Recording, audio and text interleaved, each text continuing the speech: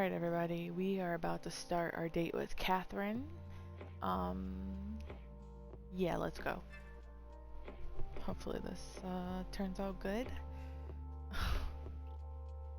It is pretty late at night, so I might yawn. Excuse me, like I'm doing right now. Content warning, anxiety attacks and domestic dispute. Great. Just adjusting my mic, sorry. Alright, let's do this. Mama, mama! Wake up, mama! You crack your eyes open. Your sons are wide awake, bouncing on your bed and barely contain glee. Yikes. Mama, do you know? Do you know what today is, Mama? You pull your sons under your arms and lift them into the air as you get out of bed. Much to their delight, they cling to your pajamas. Sorry, I had to see something. They cling to your pajama shirt for dear life, although they're clearly confident that you won't drop them. You find yourself struggling to support both of their weight at once, which sends a pang of wistful sadness down the back of your throat, but you try not to dwell on it. I don't know if I can remember with the lights off. When you set them down, they dart towards the light switch on the wall. Jaleel smacks his hand against it until he manages to flip it on. Now do you remember, Mama? Well, I don't know. I think you two need to wash up before I can remember. They run towards the bathroom, giggling the whole way. You repeat your little charade until your sons have gone through their entire morning routine, mostly without any help from you. They even pick out their own clothes last night. They're ready. Mama, do you remember? Mama, do you remember? I think that today is the first day of kindergarten. Yeah. Mama, me and Jaleel are big boys, and we go to school now. You sure do, my dove. Your sons have been excited to make the shift from spending their weekdays bouncing between the daycare at the mosque Noor goes to and her mother's house to attending a formal school. That was just my chair, folks. You think one of the shows they like is set in kindergarten classrooms, so you suppose they've had the idea of it built up for a while now. Now that they're ready, you take a moment to take your cry-vans and get yourself washed and dressed. You aren't exactly pressed about looking your best. It isn't like you're the one going to school for the first time, but you get the sense that your sons would appreciate it if you match their enthusiasm. You aren't exactly a clothes horse, but you have some things in the back of your closet that are nice enough to match how special today is, which still being business appropriate. You meet your sons back in your kitchen once you're dressed. Alright, since the two of you are big boys, what do my big boys want for breakfast? Fool with an egg on it. Yeah, I want an egg that's really gooey. Yuck. Okay, fool with egg for my big boys. Fortunately, you have some cooked fava beans in the fridge already. On top of that, your sons seem to have inherited your tendency to wake up at the crack of dawn, regardless of when they actually went to bed the night before. So you have plenty of time before you have to get going. You start cooking, seasoning the beans with some cumin and some kosher salt before allowing them to heat on the stove. As they begin to simmer, you chop up some tomatoes and green onions to place on top once the beans are ready. Sorry. Excuse me, I had to see what my little doggies were doing. Your sons watch you work from the kitchen table. Mama, Umi will be here soon. You clench your jaw. Instead of choosing violence, you and Noor decided to choose peace today. She's coming over so she can take pictures of the boys on their first day of kindergarten. You'd rather you didn't have to see her at all. You know you're being childish, though. The boys are Noor's sons, too. Just because you can't stand the mere sight of her doesn't mean the boys aren't ecstatic whenever Noor stops by. They don't know anything about failed relationships and lost love. All they know is that they have two mothers that love them very much. And we shall keep it that way. Yep, she's gonna take pictures of you so we can remember how handsome you both look on your first day of kindergarten.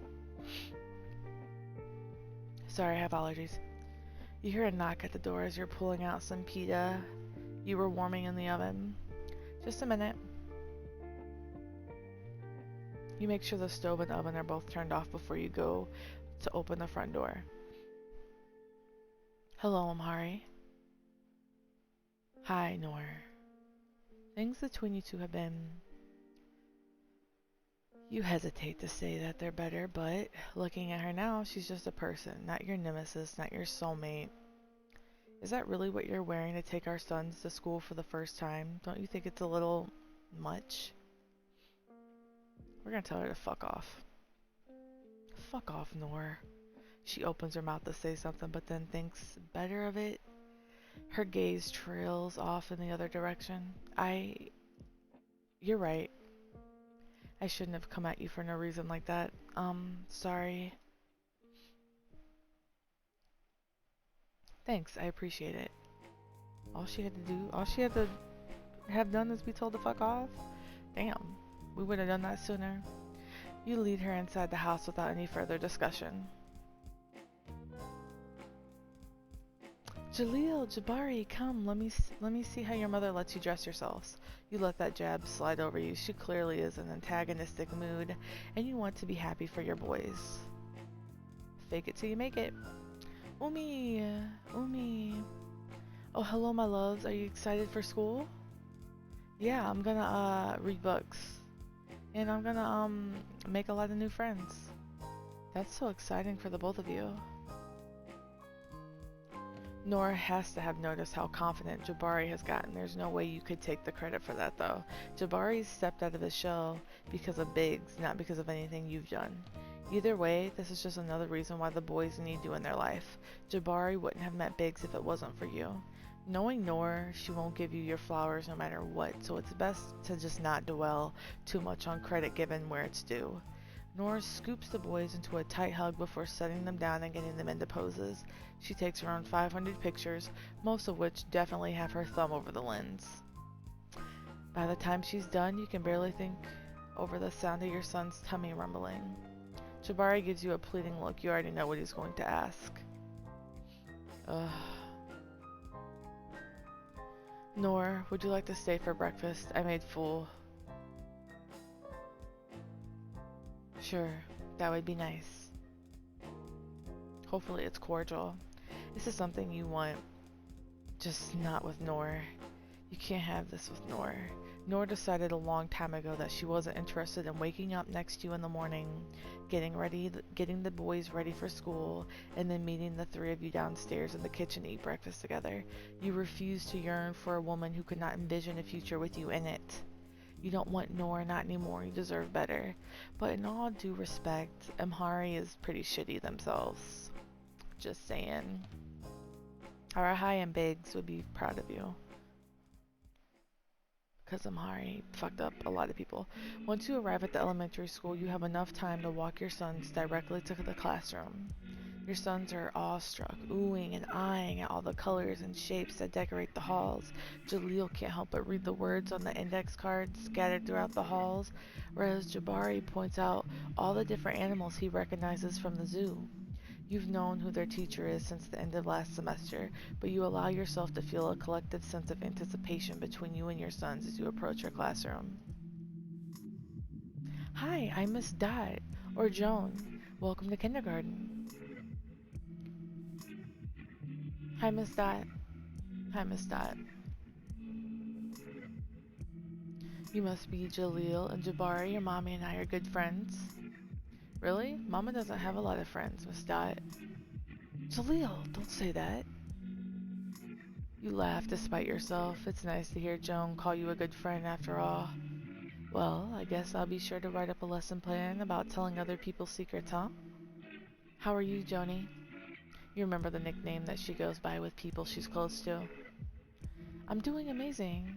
I can't thank you enough for helping me navigate the insurance policies. There's no way I would have been able to afford getting FFS over the summer without you. Thanks, it's amazing to hear. You look fantastic from top to bottom. Your eyes linger for a moment on her lips. You try to be as professional as possible. This is an elementary school, and you are the head of HR, but, well, it's all thanks to the way you wrangled the health insurance, babe. I need to start getting the kids ready for the day, but give me a call sometime, yeah? Absolutely. If you ever have time during your Friday lunch, I can swing by and pick you up. A few of the part-time faculty members and I always go up to the cafe on second to just chat a little. That sounds great. Maybe on the next half day or the next time the kids have music or library after lunch, I'll let you know. You say your goodbyes to Joan and your sons before exiting the school building. You just invited a friend out to lunch to hang out with your other friends. You never thought that you would do that kind of thing, but here you are. You always thought that in order to have your life together, you would need to dedicate yourself to your kids and your job and little else. You don't really want to process how you fell into that line of thinking, but you realize, at least, that you don't need to live like that anymore. And the crazy part is, you always thought balancing friendships and all that would be too difficult with everything you have going on. But it's easy. It's so easy that a sedan speeds towards where you're standing. Are you about to get hit by a fucking car? For some reason, you brace yourself instead of running. Your first natural instinct is to try and physically fight the car that's about to run you over. Fortunately for everyone, the car screeches to a halt about an inch in front of you. Watch where you're standing, asshole. Oh shit, it's about to go down. Excuse me? Before you can process what's happening, an absolutely gorgeous woman flies from the driver's seat and throws open the back. She rips the small child from the back seat and sprints towards the front of the building. You stand there in disbelief. She didn't even close the door or take the keys out the ignition. Moments later, the woman walks calmly out the front door. You stand there, jaw on the ground as she approaches you. Her full expression is hidden behind her large, iridescent sunglasses, but you can clearly see the scowl on her face. What's your damage, huh? You were in real danger, so I don't know why you're looking at me like that. What are you even talking about? You almost killed me. You're being a baby right now. If it was that serious, why are you so calm and relaxed? Are you gonna say out loud to this total stranger that you feel like you could probably handle getting hit by a car? Nah, you probably shouldn't. This is getting ridiculous. Just be more careful next time. Excellent comeback, Emhari. The woman rolls her eyes and gets back in her car. She slams the door behind her and rolls down her window. Here's some advice. If you truly think your life is in danger, do something about it besides just standing there, coward. With that, she speeds off, her tires squealing on the quiet neighborhood streets. She seems pleasant. And you thought Ashley needed to work on her people skills. That afternoon, you find yourself in the same parking lot spot as before, your phone perched between your ear and your shoulder while you wait for your sons to be released. And she acted like nothing happened. So you didn't get any of her information? No, I wish I had though. She was honestly really hot. This woman almost committed vehicular manslaughter on you and you're thinking about how hot she is? You're impossible. With that, he hangs up. Soon after, you hear the cacophony of noise that signals that children have exited the building. You get out of the car and stand tall so your sons can see you. Mama, mama, mama, mama. They approach, oh god, that's gonna be hers. They approach you, each of their arms linked with a young girl wearing some rather colorful clothing. Hello, who's this? Mama, this is Cassie. She likes claw captors too. And her mommy also goes on dates with other mommies just like you, Mama. Oh, that's wonderful. Holy shit, obviously your sons know that you're a lesbian, but you didn't expect them to try to wingman you at kindergarten. You start scanning the parking lot for Cassie's mom so you can make sure she gets home safely. Cassie, darling, are you gonna tell me why you're carrying two strange boys around like they're Gucci handbags? Mommy! The hair on the back of your neck stands up. It can't be. You turn around and face the beautiful woman who almost vehicularly manslaughtered you a few hours ago. The little girl holding your sons releases them and runs into her mother's arms. You're getting a good look at her for the first time without adrenaline pumping through your veins. And you have to admit, she's hot. Like, really, I feel like Emhari thinks everybody's hot.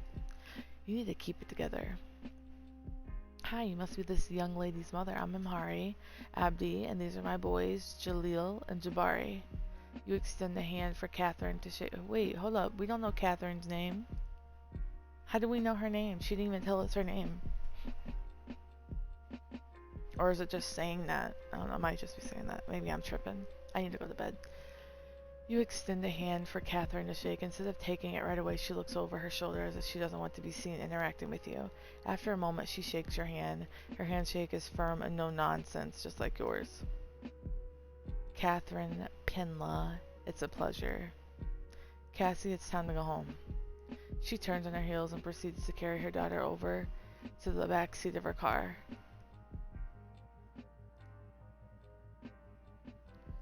Wait, think of the children. Okay. Catherine, wait. You're kidding. Even with her sunglasses on, you can see how pissed off she is. Look, our kids clearly get along really well. Why don't we exchange numbers and we can set up a playdate for them?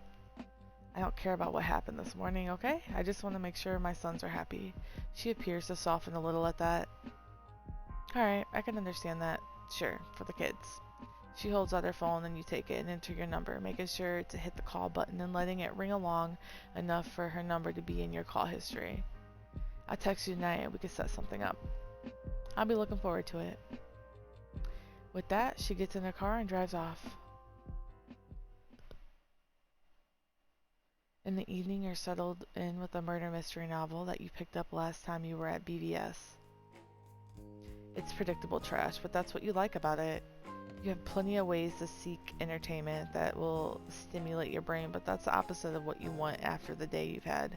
Jaleel and Jabari are settled in the dining room in front of you, drawing pictures you'll eventually need to find a place for in your office.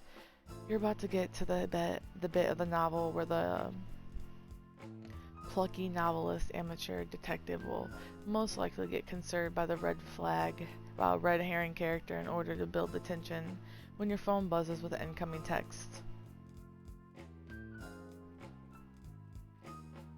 I want to apologize for being so short with you earlier. I could be pretty suspicious of strangers. You aren't sure if suspicious is the word you would use to describe the way she treated you, but fine. You aren't in the mood to argue about semantics. Sorry, excuse me. Can't talk today. Apology accepted. I can be pretty cagey around new people too, so I get it. It's fine. Okay, whatever. You can be polite for the sake of your sons. Thanks, I appreciate it. You might as well get this over with.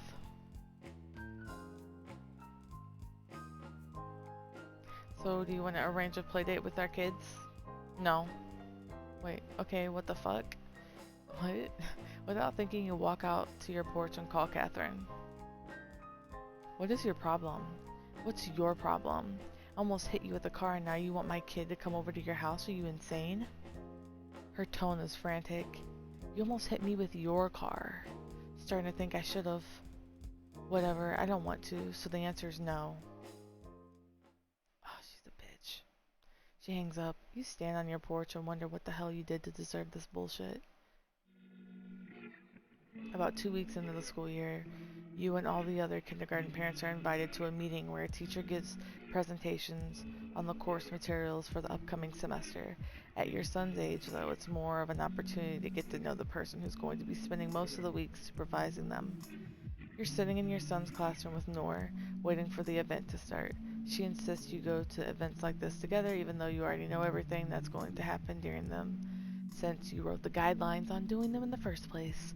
She says it helps the boys feel more normal, which you tend to counter by reminding her that they have 2 divorced lesbian moms. One of whom is trans, both of whom are Muslim. You always lose that particular fight even if you're correct. You're doing your best not to clench your jaw too hard. Calm down, this will be over soon. Besides, Aaliyah's watching the boys. They're going to be fine. You roll your eyes. Don't tell me what to do. You do take a deep breath though. It helps, but not because Nora said it would. Joan walks to the front of the class. Hi everyone, my sincerest apologies for being so late. Traffic was a nightmare. I missed Dad, but feel free to call me Joan. We're going to get started in a couple of minutes, so just hold tight. I'll be right back. You catch Nora eyeing her up and down as she leaves. She has nice lips. Don't say that. Well, it's objectively true. Was that covered by insurance? Must be really good policy. You swat at her, but you hear the compliment buried in her casual tone and you smile. The two of you seem to be the only people in attendance, which is understandable. Most parents don't want to have anything to do with their children's teachers unless it's to discuss unsatisfactory grades, and even then, that's like pulling teeth. No one wants to believe their children are failing of their own accord. It has something the teacher is doing wrong. Oh God. Your thoughts are interrupted by Catherine sprinting into the room. Here's this club music. Hey! Catherine must have thought the meeting had started at 5:30 because she's 30 minutes late. Joan was also 30 minutes late. If Nora wasn't so punctual, you would probably have also been 30 minutes late. There's no shortage of seats, but Catherine chooses the one directly next to you for some reason, which traps you between her and Nora. Well, you're fucked. Doesn't get any more fucked than this. There's no way you can just not say anything and the situation won't go absolutely pear-shaped. Nor, Catherine, Nor. You go ahead and get introductions out of the way so you can brace for the shitstorm on the horizon. You don't know what's worse, the fact that you're here with your unpredictable ex-wife, or the fact that Catherine's totally a loose cannon who might be 5 times as unpredictable as Nor. Nice to meet you, Catherine. Are you a friend of Emhari's? Catherine's face turns sour like she just ate a lemon and peel and all. You're not going to lie, that kind of hurts your feelings. I'm sorry, ma'am. I've never met this person in my life. They could stop me in the middle of the street and I wouldn't know a thing. Her face twists up like she'd forgotten something important. Wait, it was rude of me to assume. Shit. Emhari and I talked here and there. Nothing special. Never got to ask them their pronouns, though. Sorry, I can be a dickhead. Is that honesty from Catherine Penlaw? It's funny, you can't see Catherine's eyes from behind her glasses, but you can feel the murderous energy emanating from the glare she gives you. Yeah, you better straighten up before she gives you an earful. He is fine, just be sure to mix it up. I have not been mixing up, I apologize. Alright, now that that's out the way. We aren't friends, I barely know her. Oh. Our kids go to school together. Unfortunately, the 3 of them are like best friends, so I have to stomach interacting with Emhari every now and again. It's not like I like him or anything like that, because I don't. In fact, I've never hated someone more than her in my life. Translation, I have a massive crush on Emhari Abdi, but I'm afraid of being vulnerable, so I have to convince everyone around me and myself that what I'm feeling is the opposite of love, so I don't get hurt again. It's one of the things for Catherine to be closed off, but another thing entirely for her to hate you for being gentle with her. Emhari's darling once you get to know him. Give him a second to grow on you. You weren't expecting Nora to have your back on this one. You honestly feel like shit for assuming the worst of her. You really thought Catherine and Nora were going to roast you in a pulpy gristle and dance on your charred bones. Catherine's avoidance of her feelings aside, she's right, kinda. You don't know each other as well as you would like to. You can be awkward, and Catherine wants to be like the moon, beautiful and untouchable, something that can only be admired from afar. You've been trying to make things right, and Catherine's been heating left the entire time you've known each other.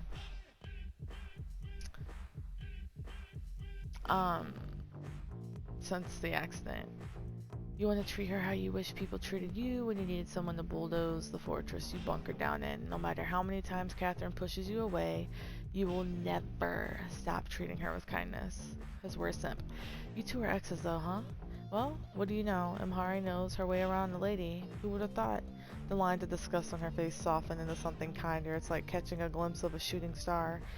There 1 second and gone the next. You have to convince yourself you saw her smile altogether. It's good that you two put your boys first, despite everything. I could never find that level of maturity in my partner. Catherine reclines in her seat, hit by a sudden pang of regret. She pushes her glasses up the bridge of her nose with her index finger. Her compliment doesn't go unnoticed, though. Your glasses are gorgeous, dear. They suit you. Do you model? I was wondering the same. You take Nora's cue to change the conversation topic and also take this opportunity to learn more about Catherine. She wiggles in her seat a little bit. You can see her cheeks tint purple hue. The glasses must mean a lot to her. Of course she models. I was just making pleasant conversation. Sometimes on the side. Nora leans into you. You instinctively bring your ear closer to her lips. You can feel her smirk against your skin. Forget what I said about other women having nice lips. Your face is burning. You couldn't be more flustered than you are at this moment. Nora is giving you her blessing. Question is, do you let your ex-wife play wingman? Or do the responsible thing and remember you're all adults in a meeting about the enrichment of your children?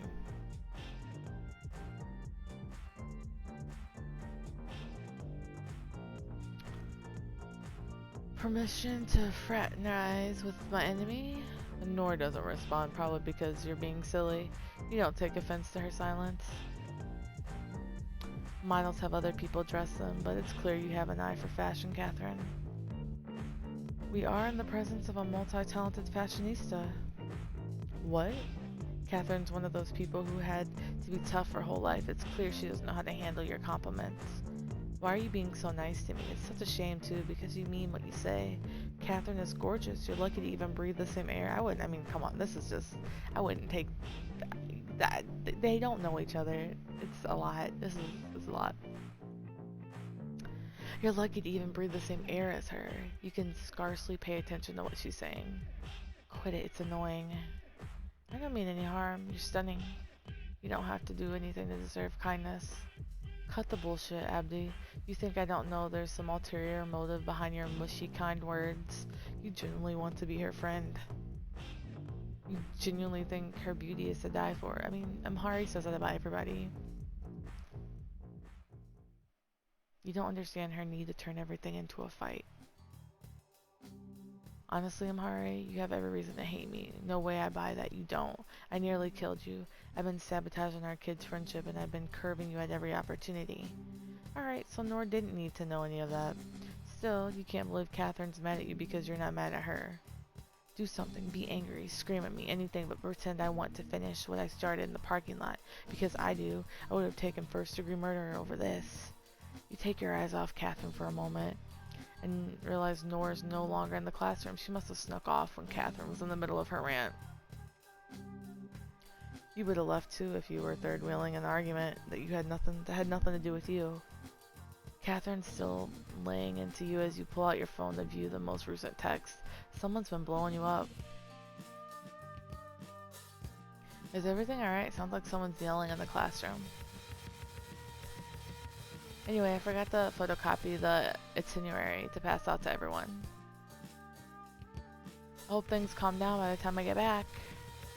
Me too. Actually, I might also brew a coffee while I wait for this old slow machine to do its magic.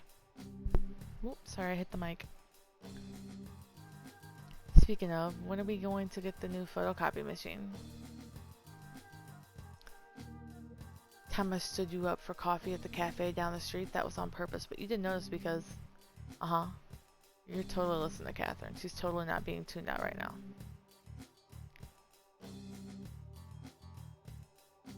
Ali came with the kids and picked me up.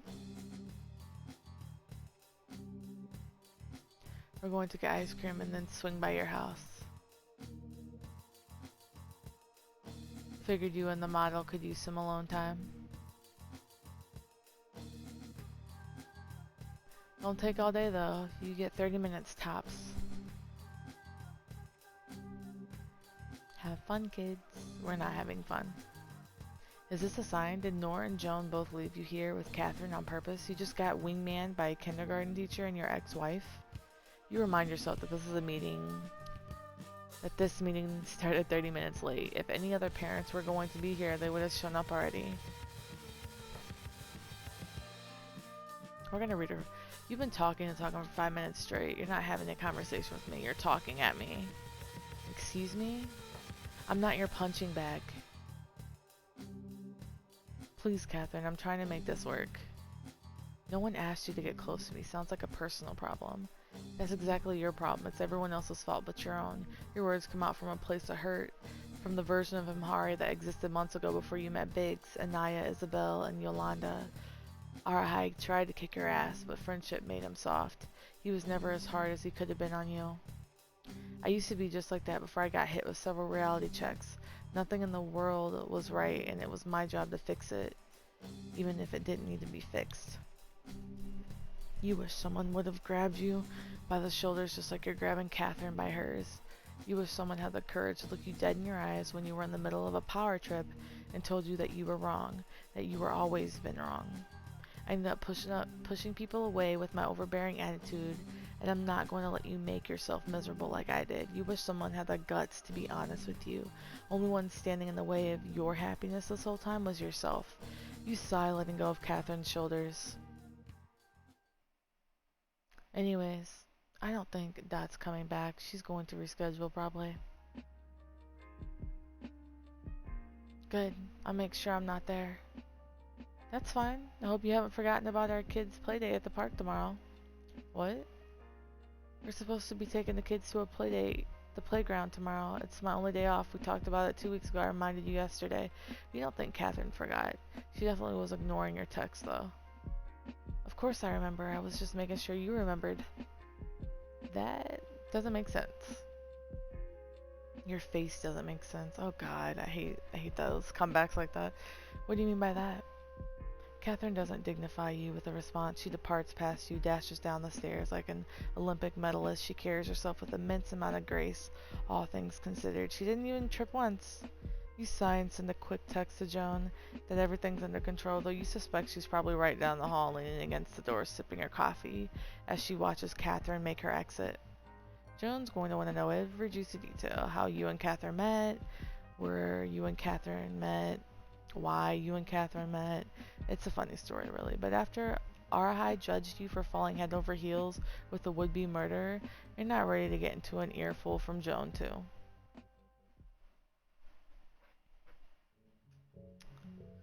You didn't think Catherine would arrive at the playdate you guys scheduled at the park, but she did. She was early, too. 30 minutes early. Punctuality. You don't want to overthink it, but knowing Catherine, she probably showed up early to spite Joan. Speaking of Joan, you wonder if she knows about your attraction to her, and this is her way of proving she's superior. Stop self-sabotaging. Enough about Joan, this is about Catherine. You, Catherine, and your 3 children have spent 2 hours exploring Jersey City Park. The park by your house is closer, but you made the 40-minute drive to this one because Jaleel and Jabari say the other park is boring. You find yourself agreeing with them. This park has swings, slides, playground climbers, seesaws, merry-go-rounds, and about a million other kids climbing on top of each other to bounce in speedy motorcycles. There weren't many people at this park when you guys arrived, so the kids got to ride on their favorite animals and bugs before the park was overrun. Your kids had a tendency to save the swings for last, but the sun is setting and the air is cool against the adorable little faces. Cassie wasn't picky about where she wanted to play. She's just happy to be here. You and Catherine are keeping a close eye on your children, leaning against the rail while you oversee them from afar. Catherine may have her flaws, but her smile more than makes up for it.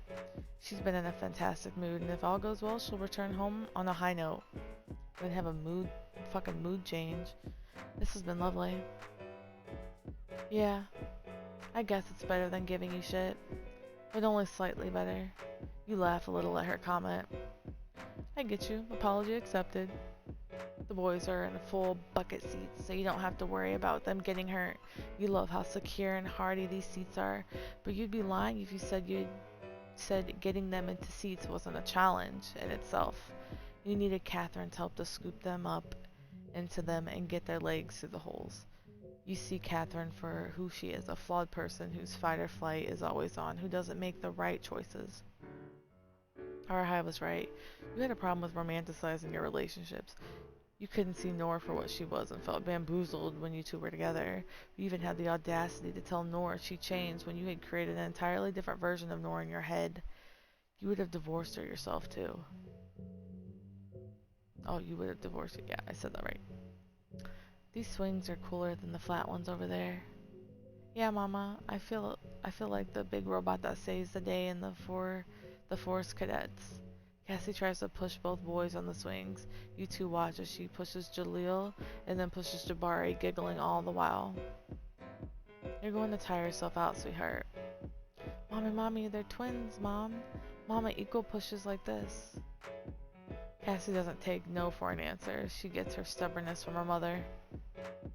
I have to commend Cassie for never giving up. She's determined to find a way to push the boys at the same time.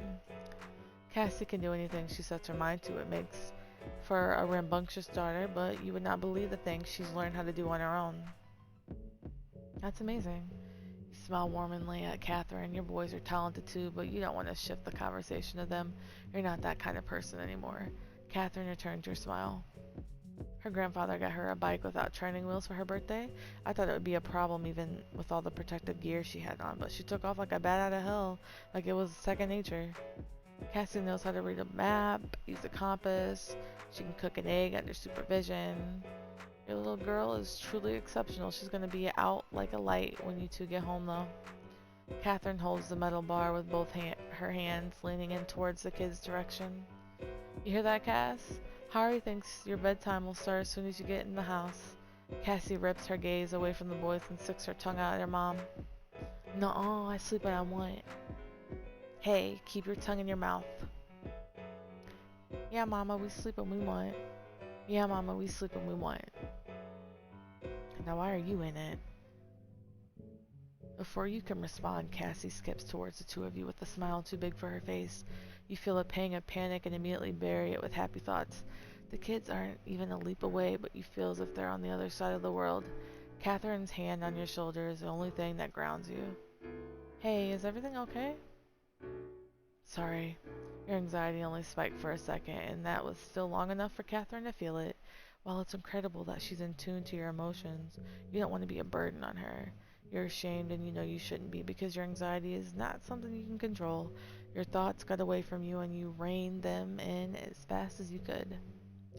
What's with the long face? No need to apologize. She lets go of your shoulder. I probably shouldn't have touched you like that without your permission. I should be the one apologizing. Before you can tell Catherine it's not her fault, Cassie stops in front of you two, jumping up and down in pure glee. On the 17th jump, she nudges Catherine's side. Her mother crouches down and smiles. I have to pee. Catherine gives Cassie a big kiss on the cheek before scooping her up in her arms. She twirls her daughter around twice before giving a tighter, shorter hug, and then looks at you with the sweetest smile on her face. You can't help but blush. This feels normal. This is the life you've always wanted. There's a bathroom nearby. I'll meet you there. It'll take a while for you to get the twins out of those things. It's not a gross porta potty, is it? You've seen one too many videos about people in porta potties flying off into space. Ew, no. It's one of those tiny buildings. Pretty sure it's a gender-neutral bathroom. Thank goodness.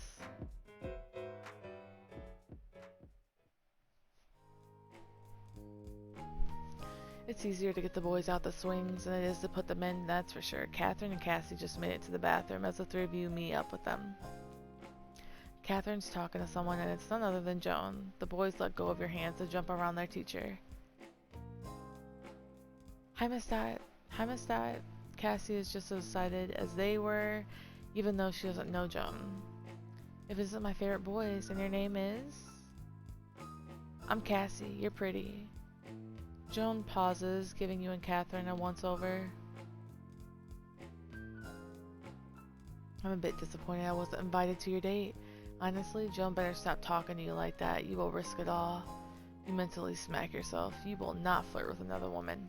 You will not pretend you don't see a future with Catherine. You deserve to be happy. It's a play date. I saw the way you looked at Emhari. I was looking at him like any other person. Right. So what brings you to the loo? I have to pee.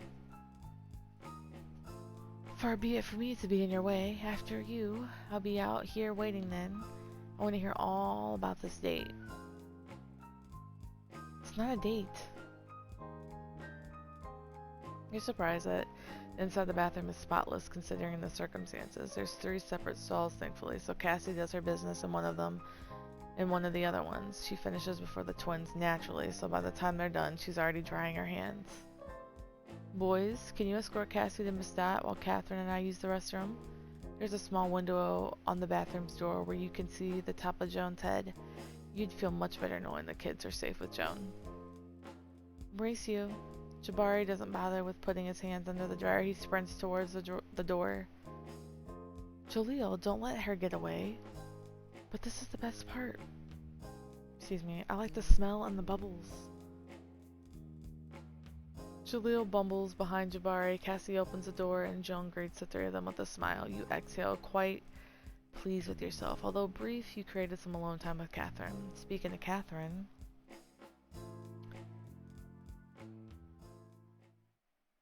someone was in a good mood today.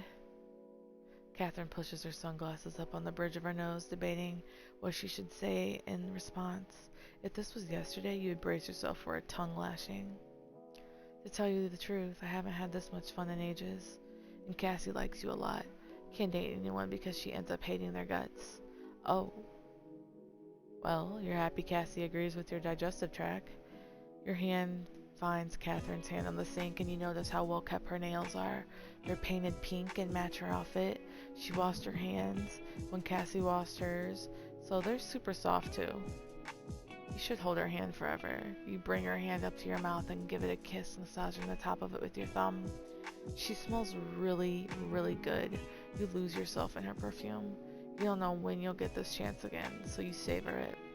You've been thinking about being this close to her for weeks. You're taking your time with Catherine. You make sure she's comfortable, looking for any indication that she wants you to stop. When you don't find one, you trace the curve of her jaw with your thumb and move in closer, brushing some of her hair behind her ear. You catch the smallest glimpse of her eye and it leaves you breathless. You want to kiss her so bad, you can't stand it. You give up, give in, exhaling sweet nothings as you lean into her lips. Oh shit. Our kids are outside. You're kissing her and you can't stop kissing her. You don't want this moment to end, so you become overindulgent, peppering kisses all over her neck and collarbone. This is worship. You're usually a smooth talker when things start heating up, but your words have been replaced by sheer, unbearable longing. You probably fuck up the mood stumbling over your words. Catherine's not big on talking about her feelings or expressing herself verbally anyway. Physical intimacy is definitely her love language. She lets you melt into her, backing up against the wall so that you have more leverage to do what you want. If your kids weren't waiting outside, you would be in here kissing Catherine for hours. Sure, you would sell your left lung for an opportunity to sleep with her, but you're not horny enough to forget that you two are still in the bathroom, no matter how clean it is.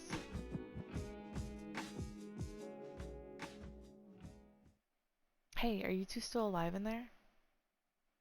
Shit, I almost forgot. A jolt of anxiety snaps your gaze towards the door. If Joan came in and saw you making out with Catherine, it'd be all she'd want to talk about for the next 6 months. You straighten up your clothes and smooth out your hair, clearing your throat to cut the silence between you and Catherine. I got a little carried away, sorry.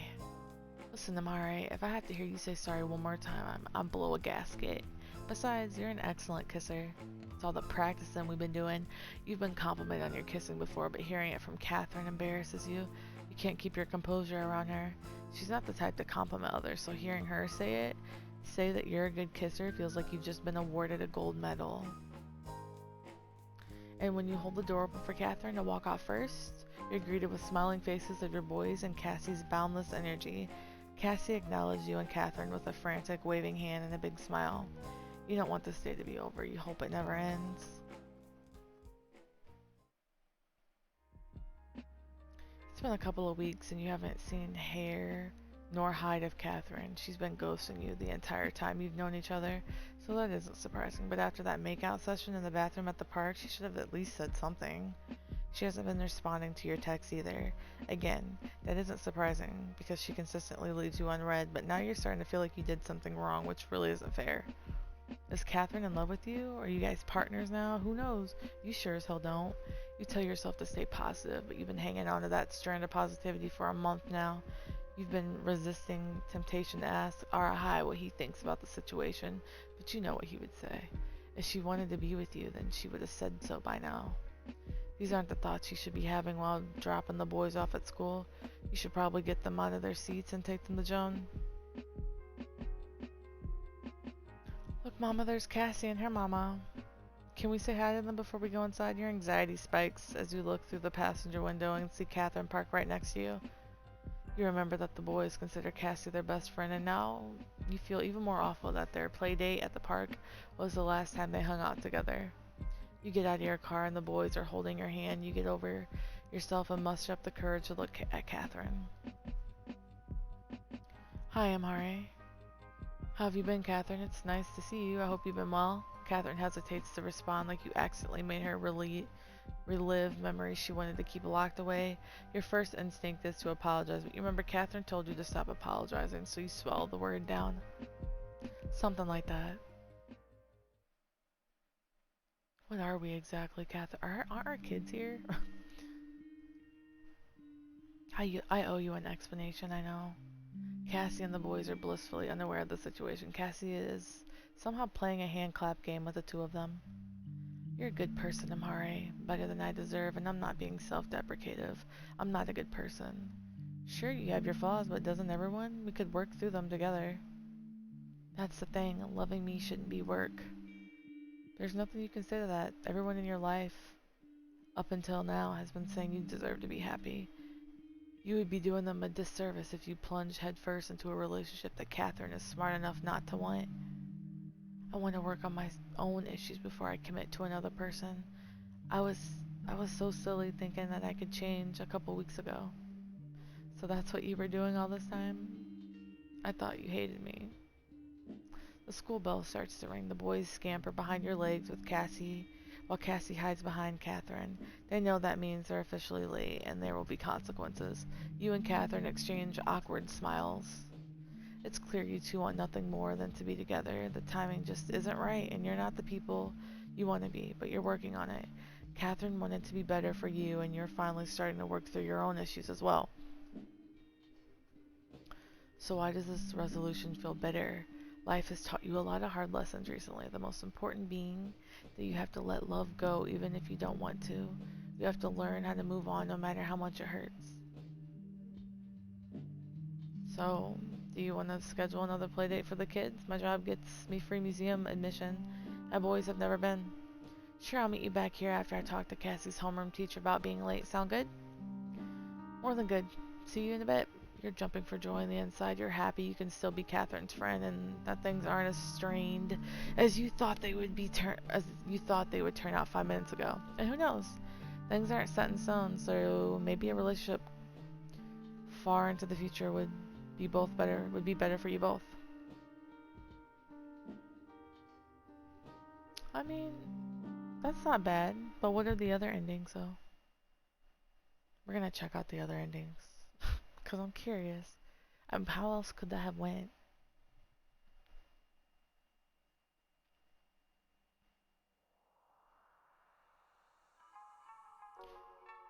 Oh, her closing statements. Okay. Oh, she has none. Wait. Okay. I don't know. Warm, you feel warm. You're back at the endless empty hallway. No doors, no windows, decorations of any kind. There are only barren walls gliding by as you bring one foot in front of the other. It occurs to you that you must be dreaming again. You hear a voice. It is unfamiliar, but at the same time, it isn't the one that you've heard before. It almost sounds like a blend of all the comforting voices that you've heard before, like Biggs, Arhai, and Issa, Yolanda, and all your friends blended together. Emhari, are you ready? Aww, I don't know. It's time you know that, right? Yeah, I know. I'll be okay. Your eyes are shut, not tight, not in a way that indicates distress. Your eyes are just closed as you lay back in your bed. The morning sunlight caresses your face so softly, you almost don't realize that you're awake and you aren't still in the golden space. As your brain begins to catch up with the rest of your body, you begin to register that yes, you do want to wake up. You have so much going on today, and you feel completely ready to tackle it. The first thing you do after getting up and taking your Cryvans is check your phone. You have a few texts from last night that came in while you were sleeping, and you excitedly scroll through the messages.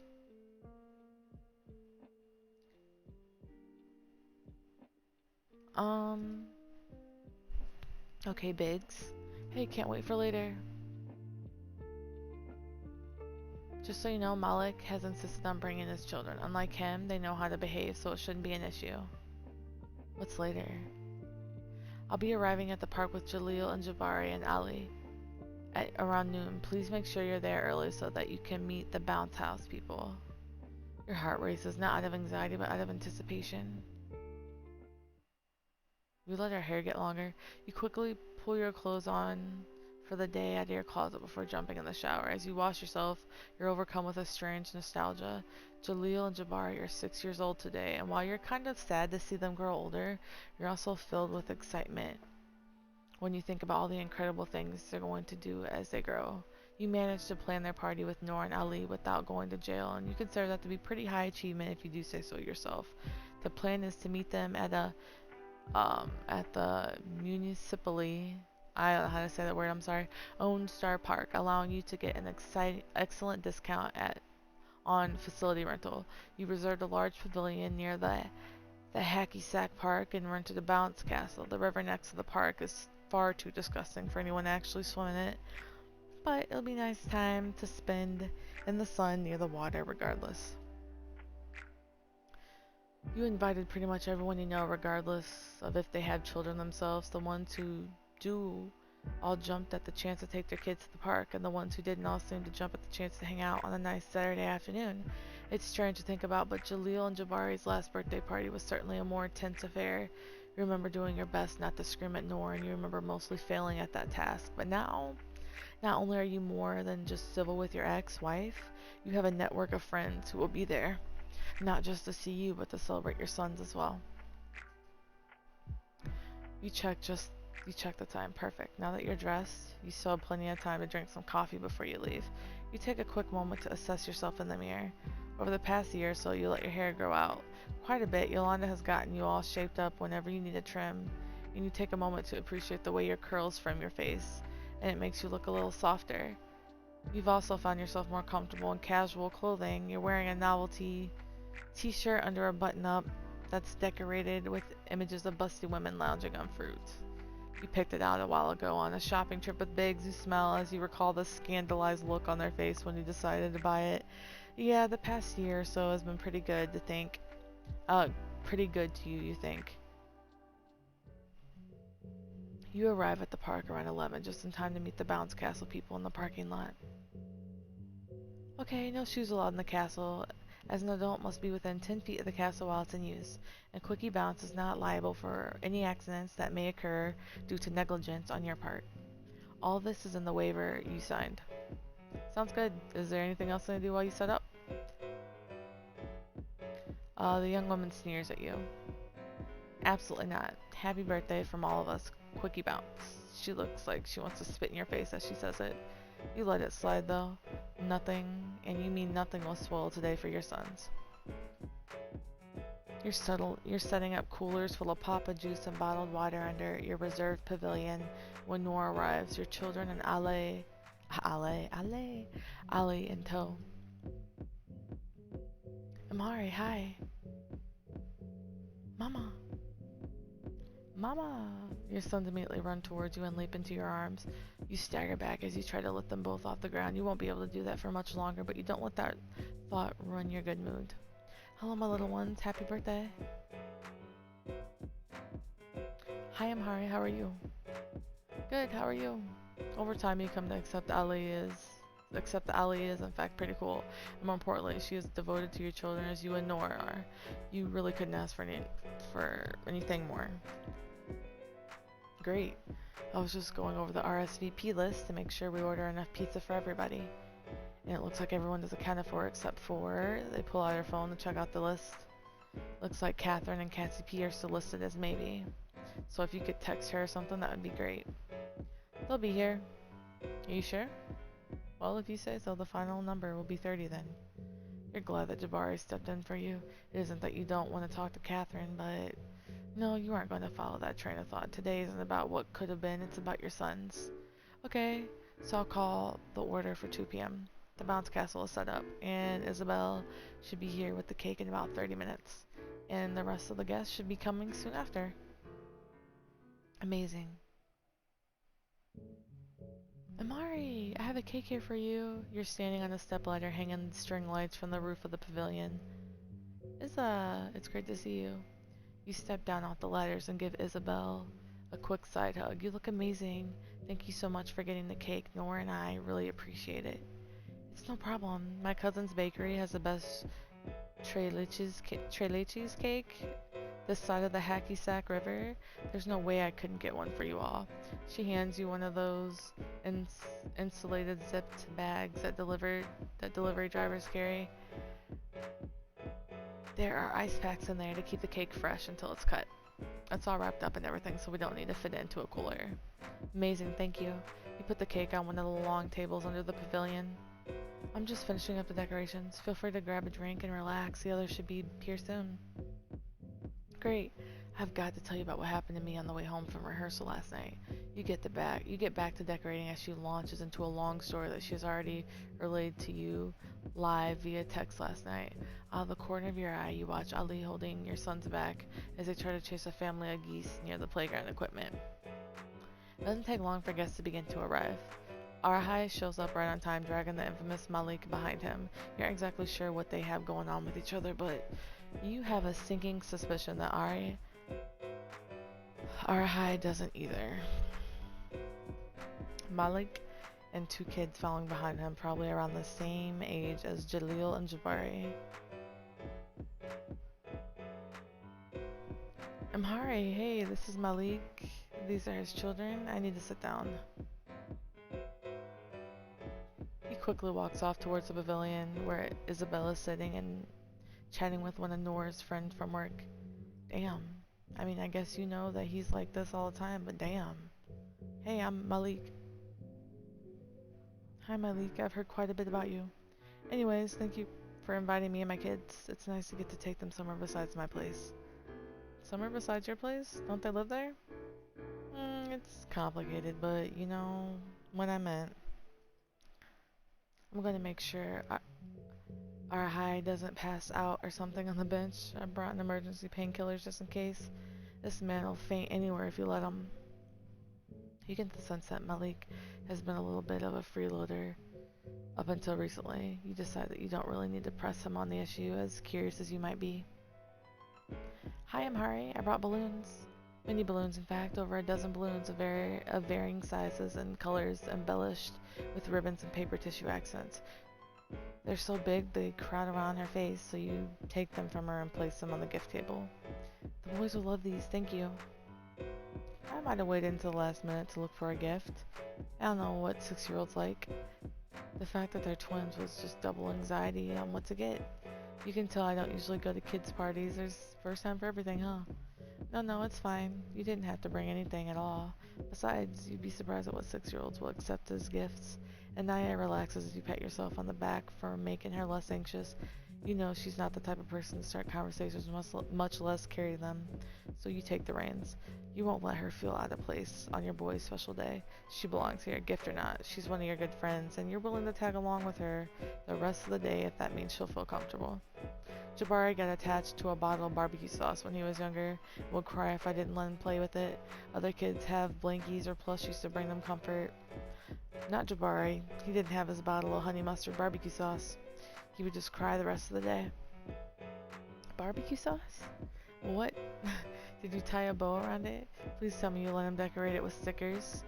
No, but that's a good idea. Your teeth are rotting. From how cute Anaya is, she really is playful despite her shy, kept-together demeanor. She put the happiness of your barbecue sauce-obsessed 2-year-old first, willing to risk his twin getting jealous and also wanting his own designer bottle of barbecue sauce. That's something only someone who genuinely loves kids would do. I didn't want him running around with a bottle of barbecue sauce, so I let him have it on special occasions. You flinch at the thought of Jabari running around the house, dousing the furniture in smoky condiment. It would have taken you ages to get those stains out the carpet. I still have the bottle of barbecue sauce, but it never leave its solitary place in the pantry. Mostly because it's expired, but Jabari's outgrown it. I don't even think he'd remember if he saw it. So you're keeping an expired bottle of barbecue sauce in your pantry for sentimental purposes. Well, when you put it like that, yeah, I suppose so. Don't ever change, Emhari. Okay, but y'all were just wanting me to change a couple episodes ago. Okay, so maybe this whole barbecue sauce thing wasn't the best story to calm Anaya down with, but hey, her concern is completely warranted. You should have emptied the bottle and washed it out if you were going to keep it a long time. The sauce isn't going to retain memories of baby Jabari. You're not going to eat it either, so what's the point? Getting attached to your years old barbecue sauce is almost as strange as 2-year-old Jabari wanting to cuddle with it like a teddy bear. Anyways, thanks for talking with me, Emhari. You're weird, but in an endearing way. Glad I got to see this side of you. Anaya, you're weird. It finally occurs to you that other people might have idealized perceptions of you. You weren't the only one picking and choosing things you wanted to see in others, as Anaya demonstrated in 64K. But that's your fault, though. You wanted to be this suave, smooth, talking lady killer. You didn't want Anaya to see you as anything but eloquent John Dwan, who wears silk robes and drinks red wine every night before bedtime. You wanted her to think you would change her life. You can't believe how you acted in the past. Absolutely unreal. How were you supposed to change her life when yours was in shambles long before you met her? Hey, Earth Emhari. Anaya waves her hand in front of your face, and you stop thinking so hard about things you can't change. There you are. You always have this spaced out look whenever you start thinking too hard. Wanted to make sure you're all there before I catch up with Isabel, and maybe introduce myself to all the new people here. Maybe. We'll see how much juice my social interaction battery has. You watch Anaya mingle with the other guests and sigh in your relief. You're glad your friendship with Anaya is still solid after things went completely pear-shaped back at Yolanda's place during the intervention with the girls. You said a lot of things you didn't mean in a desperate attempt to rationalize your behavior. You can't apologize enough for your visceral reaction. You had fully convinced yourself Anaya was the one. It still hurts a little, but now you can confidently admit that it was your fault. Anaya didn't tell you to put her on a pedestal, and she certainly didn't indulge your delusions of grandeur. You can feel a panic attack coming on, but you refuse to have an episode in a crowd full of happy, laughing people. Absolutely not. You swallow your glass before you give in to your demons. You look good, Emhari. The earthy tones of Yolanda's voice snap you back to reality. You turn around and are met with her signature warm smile. You smile back, grateful for her presence. After all, without Yolanda calling an emergency reality check with the other girls, you would probably have continued to treat people like shit in pursuit of the perfect person. Yolanda, it's good to see you. I'm so glad you can make it. Of course, this means a lot to you, and it's your boy's big day. I wouldn't miss it for the world. You're too good to me, Habibi. I have much to thank you for. Don't be silly. That's what friends are for. If someone told you a few months ago that someone who isn't Arahai would have kicked your ass and read you for filth about your unhinged behavior, you would have called them a liar. Yolanda's down to earth, honest. She's never had any ill intentions towards you and has only wanted to help. You were in desperate need of a friend like her. You know, it's like you've become a whole new person these past few weeks.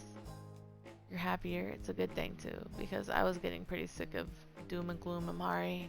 She's right. You are happier. You've shed a decade's worth of self-inflicted emotional turmoil, and your footsteps are lighter for it. You're no longer dwelling on the past and looking forward to the future.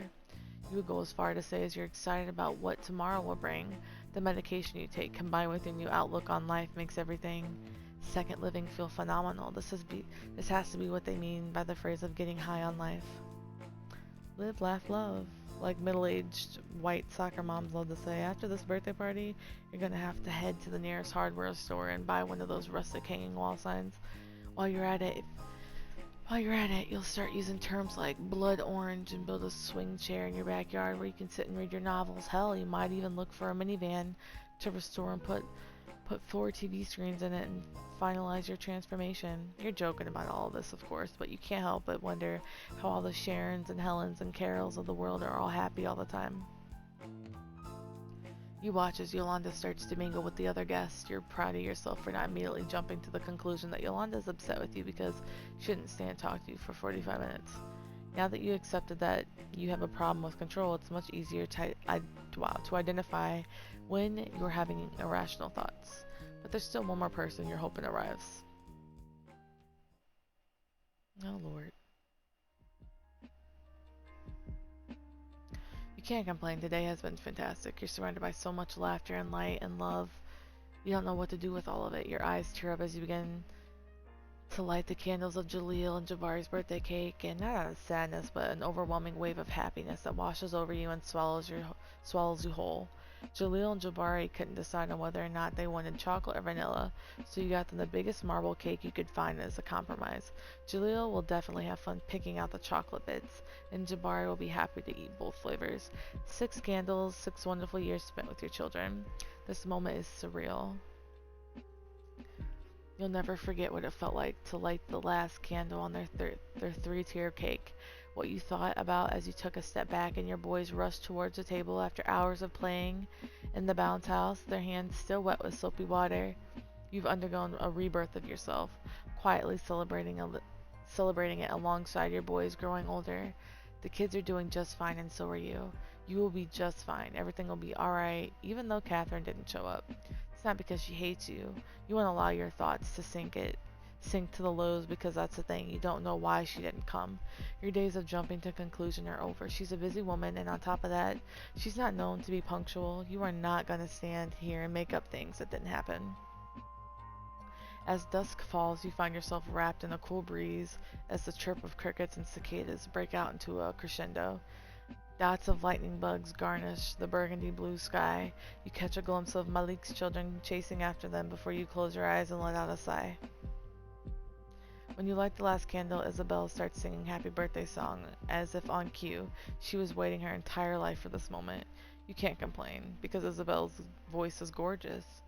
You almost lose yourself in her aria until Ali joins and the most of the adults start singing along.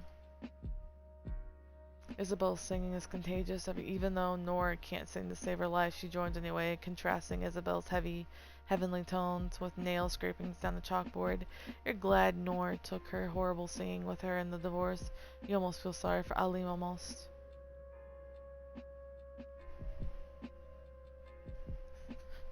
Why did he pan over like that? Arahai is still being stubborn self, trying hard to keep his signature scowl on his face, but you can see the teeniest bit of smile on the edge of his lips.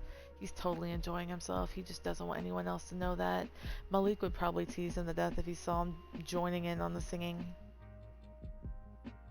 You feel someone take your hand into their own in a silent greeting. Their touch is so familiar that you don't have to look to see who it is. You turn into putty and melt into their embrace when they hug you. You've been yearning for them to touch you again for weeks. The hug doesn't last long. Neither of you want to become a topic of gossip, so you let go. She reaches out to hold your hand once more, and you happily let her hold it again. You can recognize Catherine's perfume a mile away. It spellbinds you. You're falling deeper and deeper into her presence, and you can't find it in you to pry yourself away. Ooh, look at this. It's so cute. See? Told you I'd come. You're late. You know, I could have just not shown up at all. But I wouldn't have done that to you. Catherine pauses, her face scrunching up in disgust. And who was that singing? God, they sound awful. Maybe I should have just stayed home. Jabari starts singing at the top of his lungs. Casey pulls up a chair next to him, jumps on top of it, and joins him at full volume, effectively drowning out Nora's screeching. Jaleel pulls up a chair next to Casey and joins his brother and best friend.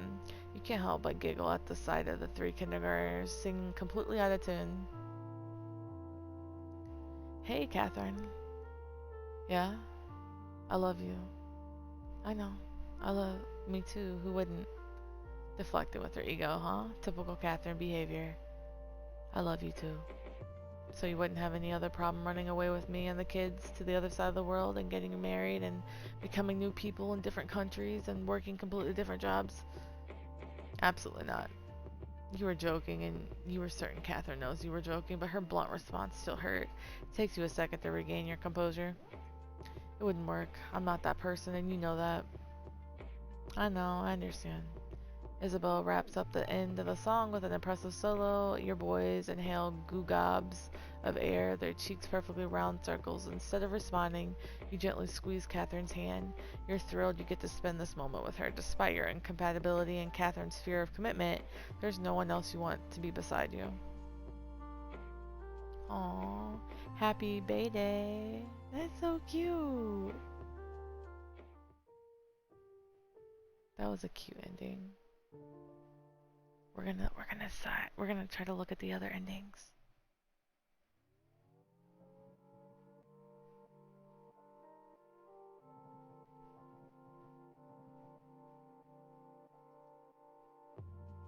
Yeah, I just want to see. I wonder what that sign is for Anaya. Yeah, I don't want to do all this. I'm sure that was like a good ending. So I want like a, yeah, oh, she could skip all this quickly. I just want to see what the,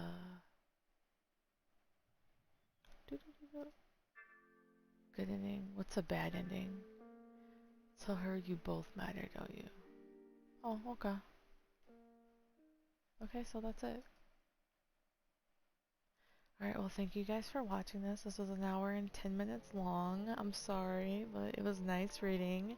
I'll catch you in the next one. Thanks.